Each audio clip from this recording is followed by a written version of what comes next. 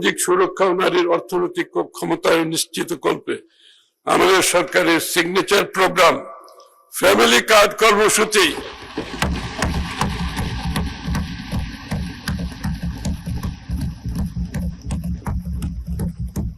যার কার্যক্রম সরকার গঠনের 1 মাসেরও কম সময়ের মধ্যে মাননীয় প্রধানমন্ত্রী উদ্বোধন করেছেন।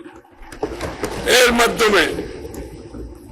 মাধ্যমে পরিবারের প্রধান নারী ব্যক্তি মাসে 2500 টাকা করে ভাতা পাবেন।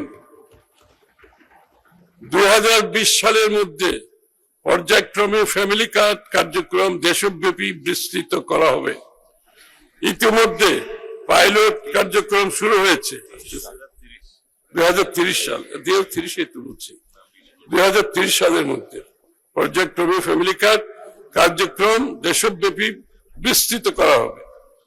ইতিমধ্যে পাইলট কার্যক্রম শুরু হয়েছে। আগামী অর্থ বছরে 41 লক্ষ নারীকে ফ্যামিলি কার্ড প্রদান করা এবং